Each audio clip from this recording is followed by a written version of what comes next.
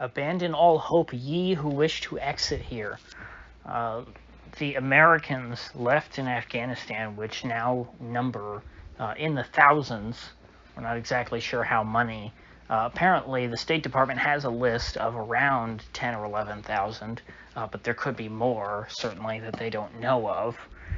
And they have been sent a message from the United States government telling them, hey, no matter where you are in Afghanistan, you need to get to Hamid Karzai International Airport, stat, so that we can get you on a plane out of here.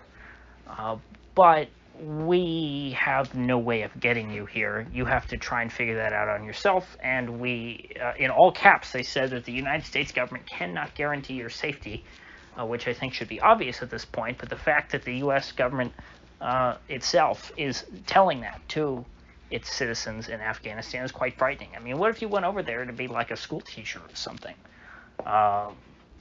and you're out in the country somewhere? You have no way of getting to Kabul. You're dead meat. The Taliban has set up checkpoints, we're being told, throughout the city, and so that folks who are even in Kabul, who have all of the necessary paperwork, who have their passports, everything in order, cannot leave. Because, of course, if you go through the Taliban checkpoint and they say, state your business, sir, and you say, oh, I'm just trying to escape because, I'm one of your mortal enemies that you're looking for so you can execute, the Taliban's not going to just go, oh, okay, here, go right ahead, sir, please escape. No, they want to, they want to catch these people. We are now seeing the videos of them going door to door and looking for all of the many collaborators and kisslings across the country, we can assume, but at the very least in Kabul, that's where we're getting most of the footage out of. And this is a situation that can only get uglier from this point forward. They have made it clear that they are, the amnesty period is over. That period ended in May, and from May forward, as far as the Taliban are concerned, all of these folks who, were their enemies are again their enemies. They're fair game. Even though they declared the war to be over, they're in charge now, and they're going to clean up the mess of the war by doing away with all the people who they were fighting against. And this has happened in countries before. They might be modeling themselves after other regimes that did similar things after civil wars. I mean, look at what happened in Spain after their civil war.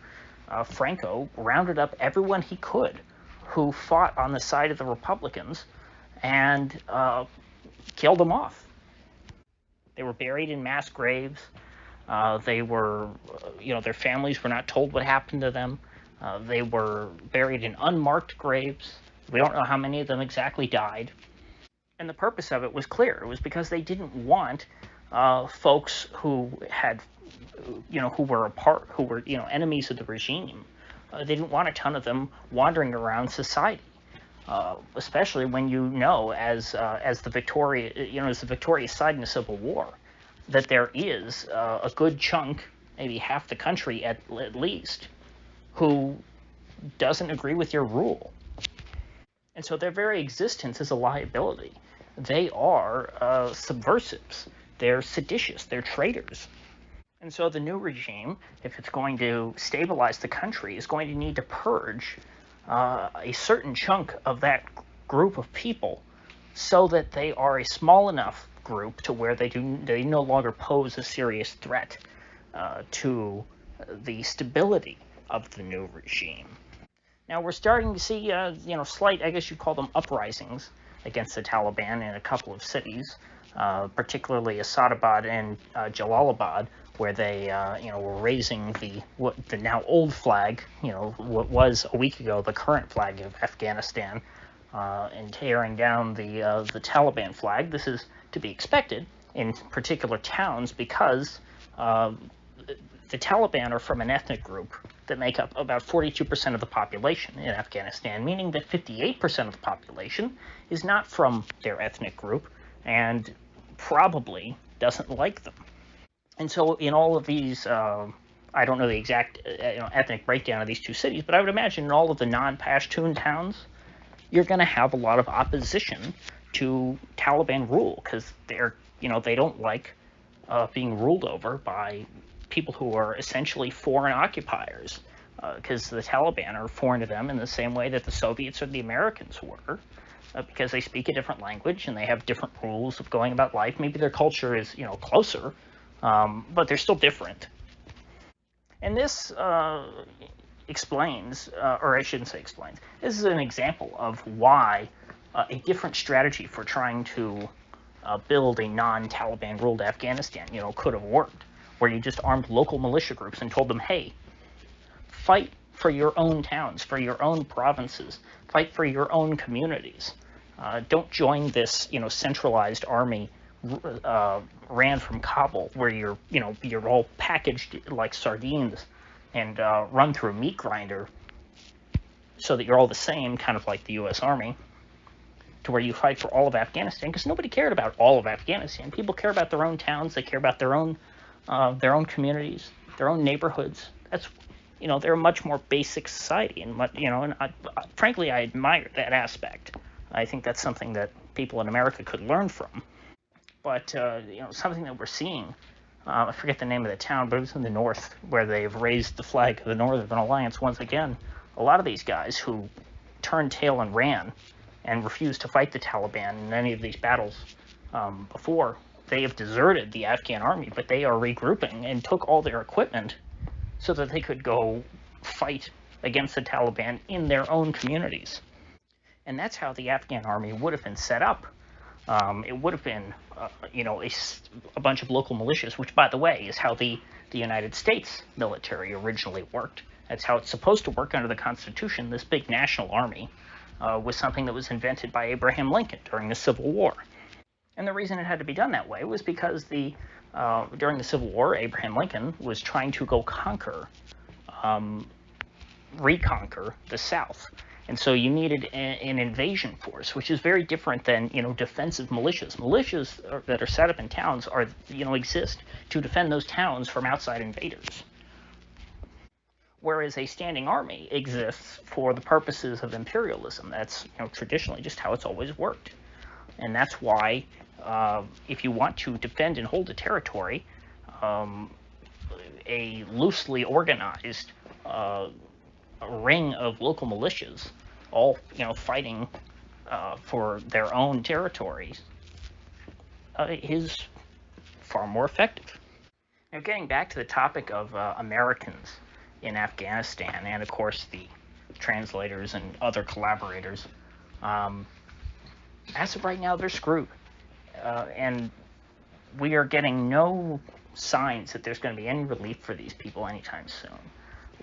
From what I've heard, the troops that are coming into the country, they're not saying they're going to surge up to 7,000 troops. I don't know how they do that. They're saying that they're going to stay at the airport. And I don't know what good that is. What's the purpose of that? Unless the soldiers are being sent into Afghanistan to search and rescue all of the Americans and, U.S. allies that are still there. What's the point in sending them in? I'd have to imagine that, it's just the message, the wires are getting crossed, and the message is not coming in clear. Because there's no way that these folks are going to be able to get themselves out of that country. Not unless you, fight your way out. I don't think that there was a situation like this at the end of the Vietnam War. And I guess part of that reason is that the war ended a bit before the fall of Saigon. There was a bit of a lag there, and perhaps that was enough time to get out most of the U.S. citizens and things.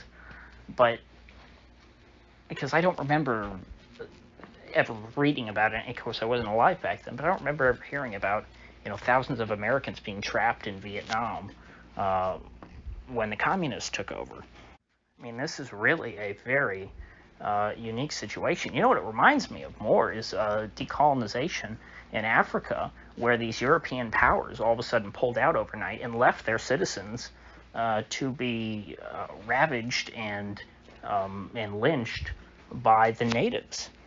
I mean, we saw situations like this in the Belgian Congo, and I think in Kenya, if I remember correctly, there used to be a lot of white farmers in Kenya. The British government encouraged people to move from Britain to Kenya to settle and farm there, and I believe they were all driven out well, no, I guess this is a worse situation because the Taliban is not letting these people leave. This isn't like what was done to the Zimbabwean farmers or something like that. These Americans are not folks who have come and settled in these countries and now they're being asked to leave. It's, are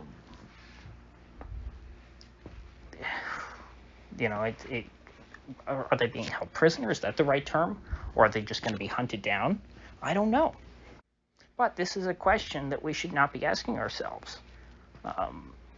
As Biden pointed out in his speech, which I guess shows to me that he knew, and that makes this even less excusable. Every day past the May deadline was borrowed time. And so how could you, I keep saying this, I keep repeating myself, but how could you leave these people behind past that date, knowing that at any point under that agreement, they were under threat of being killed or captured or whatever? I mean, if a substantial number of Americans are killed it's American civilians, I should say, and of course, U.S. allied Afghan nationals, I don't know how Biden politically could recover from that kind of a disaster or a tragedy. I mean, if there are 10,000 Americans left in the country, if 500 of them end up dead, I think that would be a pretty big deal. Hell, if 1,000 of them end up dead, because, the way I look at it is, how are any of these people going to get there? There's no real way for anyone, and I'm being generous in saying, 5 or 10% of them get killed. Well, I don't see how any of them get out. Those people are, at this point, for all intents and purposes, they kind of are hostages. And the Iranian hostage crisis, I mean, that was, a couple hundred people max? It was just the folks in the embassy. This is all, Americans in the country.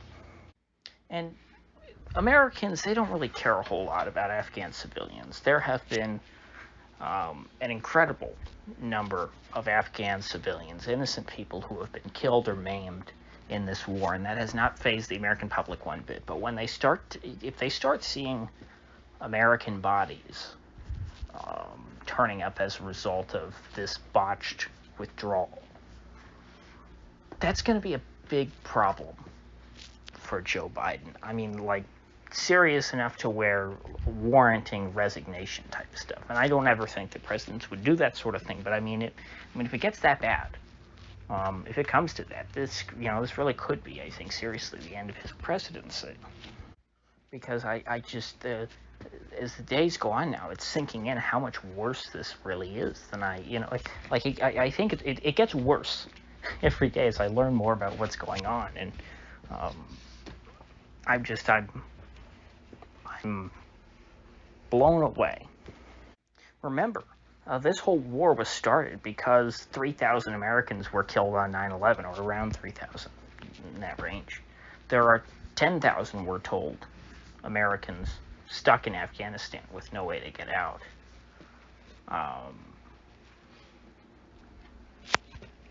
I think that in and of itself should just serve as a lesson for how ridiculous this entire project was. Not to mention all the Americans and regular Afghans who have already been killed over the course of this 20-year war. But now at the end of it, we've got 10,000 U.S. citizens just scattered throughout this entire country who are sitting ducks. And so it is potentially conceivable that more Americans die pulling out of Afghanistan than were killed on 9/11.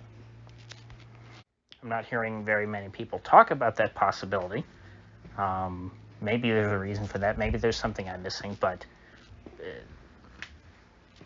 that's just the way that, the numbers add up. There's a lot of folks who have no way of getting out. The U.S. has told them, we cannot guarantee your safety. You just have to figure out some way to get to this airport, but of course you have to go through a bunch of checkpoints to get here. So you have to somehow disguise yourself and sneak through, and 10,000 people are supposed to do that without getting caught? I don't, I see no no way. Not if what we're hearing is true. I mean, the only way that these folks at this point get out safely is if all this stuff about Taliban checkpoints in the city, which seem like common sense, are just totally fake. But, when when at the end of a war do you not see checkpoints in the capital city? I mean, people used to give Obama crap over Benghazi, which was a scandal because of the whole running guns to Syrian moderate rebels.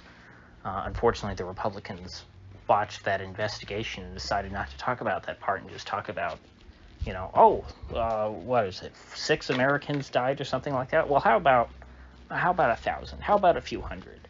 How about 3,000? Unless somehow the U.S. is able to locate every single one of those people and, swoop in with special forces and rescue each one of them individually. Where does this go? Where does this end? I don't see how this ends well. I don't see how this ends with 10,000 healthy, living Americans making their way out of Afghanistan, along with all of the translators and whatnot. And so, given the gravity of the situation, I'll probably be talking about it again tomorrow.